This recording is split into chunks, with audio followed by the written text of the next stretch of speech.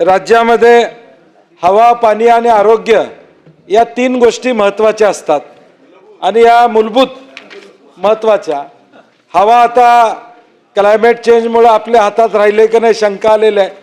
पाण्याची तीच अवस्था आहे. आरोग्य मात्र ज्या FDA डिपार्टमेंटच्या माध्यमातून या राज्यातल्या आरोग्याची जबाबदारी घेतली जाते त्या आरोग्य डिपार्टमेंटची अवस्था काय आहे सभापती महोदय? आज सूचना मी अमान्य केली थोडक्यात सांगतो. त्यामुळे त्या मर्यादेत आपण बोलावं. सभापती महोदय, 27,000 दुकानं केमिस्टची या राज्यामध्ये त्या ठिकाणी आहेत. 2-3 कोटी लोकांच्या वर 4-5 कोटी 2.5 कोटी लोक तर बीपी आणि शुगरच्या गोळ्या घेतात या महाराष्ट्रामध्ये.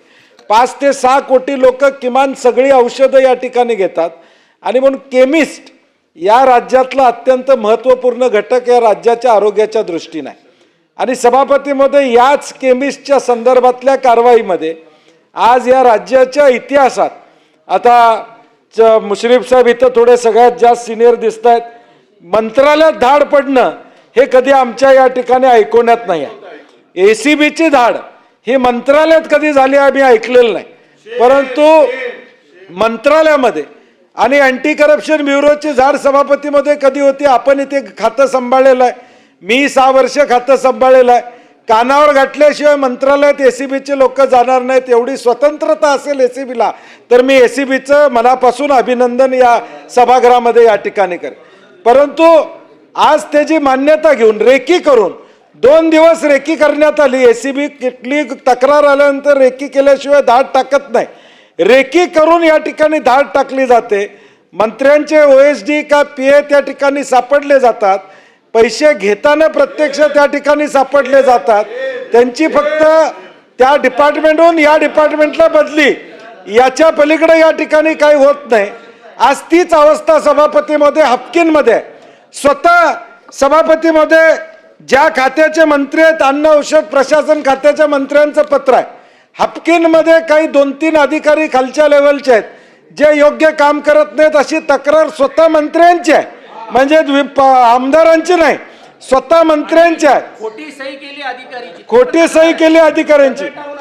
खालचे उपाध्यक्ष विधानसभेचे त्यांची तक्रार आहे, विधानसभेच्या उपाध्यक्षांची त्या तत्कालीन उपमुख्यमंत्री अजितदादांच्याकडं. हापकिन संस्थेबद्दल एक वेगळा आता विषय या लागलेला, त्याची वेगळी लक्षवेधी आम्ही मांडू. आता तो रिलायन्सला द्यायचं चाललंय का अशी शंका निर्माण झालेली आहे. परंतु सभापती महोदय, राज्यात चाललंय काय की एका बाजूला जे आरोग्य केमिस्ट खातं, ज्या केमिस्टच्या माध्यमातून या ठिकाणी खरी औषधं दिली पाहिजेत. सभापती महोदय, मंत्री महोदयांनी मधल्या काळामध्ये 5 पुरवठाधारकांना स्थगिती दिली जे खोटी औषधं देत होते. अगदी केंद्रातनं दट्टे आल्यावर ही स्थगिती उठवली गेली. मी जाहीर बोलत नाही कुणाचा दट्टे आला, केंद्रातनं दट्टे आला. 5 विशाल एंटरप्राइजेस, जया एंटरप्राइजेस या सगळ्यांना मंत्री महोदय स्थगिती देतात खोटी औषधं दिल्यानंतर. वरून निरोप आल्यावर मग तुम्ही जागे झालात. अजितदादांनी बोलवून सांगितलं तुम्हाला हे चुकीचं केलं, मग तुम्ही ती स्थगिती या ठिकाणी उठवली. मग तुमच्या प्रत्यक्ष बर्दास्त आहे का खोट्या औषधांसाठी या राज्यातल्या? आणि सभापती महोदय, हा विषय महत्वाचा आहे. मंत्र्याचा OSD जर या ठिकाणी पैसे घेत असेल तर या केमिस्ट लोकांच्यावरचा अन्याय किंवा या राज्यामध्ये नेमकं काय चाललंय हे वास्तव या ठिकाणी समोर आहे. आणि म्हणून आमची सभापती महोदय आपल्या माध्यमातून या ठिकाणी मागणी आहे. मुख्यमंत्री महोदयांनी परवा क्लीन चिट दिलेली आहे. आता ते सगळ्यांनाच क्लीन चिट देतात, कुणाला सोडत नाहीत. त्यामुळं आता त्यांना देखील क्लीन चिट या ठिकाणी दिली. आमची मागणी एकच आहे की ही कारवाई हो, पण मंत्र्यांनी बाजूला जावं. मंत्री तिथं राहणार असतील, मंत्री त्या पदावर राहणार असतील तर त्या अधिकाऱ्यांची चौकशी काय होणार आहे? मंत्र्यांनी देखील म्हणलेलं आहे की मी दोषी असेल तर बाजूला होईल. तर माझं म्हणणं आहे दोष सिद्ध होईपर्यंत बाजूला जावं.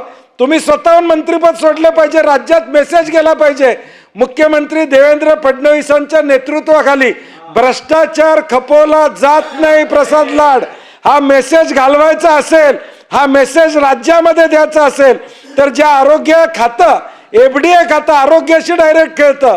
कोल्ड्रिपमुळं या मध्य प्रदेशमध्ये किती मुलांचे मृत्यू झाले आपण बघितलेला आहे. इंजेक्शन पालघरमध्ये खोटी ड्रग्ज या ठिकाणी एका केमिस्टकडे या ठिकाणी सापडले. आणि म्हणून सभापती महोदय, हा विषय अत्यंत महत्त्वाची आमची मागणी आहे की ही सगळी चौकशी होईपर्यंत मंत्र्यांनी बाजूला झालं पाहिजे. आता नाहीतरी अधिवेशनापुरती खाती बदलून देत आहे. अगदीच अडचण असेल त्यांचं खातं काढून इकडे चंद्रकांत दादांच्याकडे द्या, काय आमची अडचण असणार नाही. किमान चौकशी होईपर्यंत मंत्री तेच राहणार, आरोपी तेच आहेत. दोष त्यांना आणि चौकशी कसली होणार सभापती महोदय? ज्या मंत्र्यावर या ठिकाणी आरोप आहे ते तिथं असले तर या ठिकाणी संबंध मग त्यांच्या खात्याचा ओएसडी कसा करतोय? त्यांच्या खात्यातला ओएसडी तुम्ही जर बाजू घेणार असला तर बाजू घ्या भ्रष्टाचाराला. मुख्यमंत्र्यांना ते मान्य आहे का? मुख्यमंत्री महोदयांनी सांगावं की या राज्यामध्ये हे मान्य आहे, यांच्या राज्यामध्ये हे मान्य आहे, ह्या राज्यामध्ये भ्रष्टाचार मान्य आहे, हे सन्मान्य मुख्यमंत्री महोदयांनी या ठिकाणी सांगावं. पार्टी विथ डिफरन्स असं जर हे आहेच असेल तर हे मान्य करावं सीएम साहेबांनी की आम्हाला हे मान्य आहे, आमची हातबलता आहे, राष्ट्रवादीला आम्हाला घ्यावं लागतं बरोबर, त्यामुळे आम्ही कारवाई करू शकत नाही. का घ्यावं लागतं माहित नाही. आता 137 वर आहात गिरीश महाजन तुम्ही, आवश्यकता नाही आहे, परंतु तरी देखील तुमची हातबलता राजकीय असू दे सभापती महोदय, महाराष्ट्रामध्ये मेसेज गेला पाहिजे.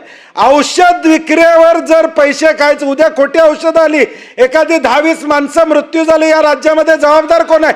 त्यावेळी तुम्ही मंत्र्यांचा राजीनामा घेणार का? त्यावेळी तुम्ही मंत्र्याला दोषी या ठिकाणी ठरवणार का? त्यामुळे हे डायरेक्ट मंत्रालयात झाले, त्यांच्या ऑफिसमध्ये या ठिकाणी झालेलं आहे. त्यामुळे सभापती महोदय, आमची मागणी आहे या 289 मधून मंत्र्यांना या ठिकाणी बाजूला सारलं पाहिजे आणि चौकशी केली पाहिजे. आणि जर वस्तू नीतिमत्ता असेल तर मंत्र्यांनी स्वतः राजीनामा दिला पाहिजे, ही आमची भूमिका आहे. आता एकाला देतोय सभापती महोदय, अरे मी दिलेला आहे ना, अरे आम्ही दिलेला आहे, माझी सही आहे. अहो दादा, माझी सही, मी त्यांची बाजू घेतोय. तुम्ही का बोलणार तुम्हाला माहिती अगोदर, म्हणून उभा राहिलाय. सभापती महोदय, माननीय सभापती महोदय, त्यांना काय बोलायचं? एखादा स्थगन तुमच्या दालनामध्ये फेटाळल्यानंतर तो विषय संपतो, पण तरी सुद्धा बंटी पाटील साहेब म्हणाल तसे महाराष्ट्र शासनाला हे कळावं की कोणी चूक केली तर त्याची गय केली जात नाही. त्यामुळे ज्यांनी मांडला 289 त्यांना पण एकाने मांडला ना. आता त्याच्यामध्ये मंत्री महोदय स्वतः उपस्थित आहेत, ते यावर निवेदन करणार आहेत आणि हा विषय मला वाटतं की आपण तिघांनी जरी मांडली असली तरी त्यांनी मांडली 289 मी दालनात नाकारली असली तरी बोलायला संधी दिलेली आहे. आणि स्वतः मंत्री आहेत, आता ते त्याच्यावरती निवेदन करतील. जिरवाळ साहेब बोला. सभापती महोदय, लाचलुचपत प्रतिबंधक विभागाने मंत्रालयात दिनांक 12 फेब्रुवारी 2026 रोजी सायंकाळी केलेल्या कार्यवाहीत माझ्या कार्यालयातील लिपिक श्री राजेंद्र ढेरिंगे यांना ताब्यात घेतले होतं. या घटनेच्या दिवशी मी शासकीय कामानिमित्त एक दिवस अगोदरच दिल्लीत त्या ठिकाणी गेलो होतो. या घटनेशी माझा कुठलाही संबंध नाही, परंतु रामदास गाढे आणि राजेंद्र ढेरिंगे यांचा हा प्रकारानंतर मी त्यांना तात्काळ त्यांच्या मूळ आस्थापनेवर पाठवण्यात आलं. माझ्या राजकीय जीवनात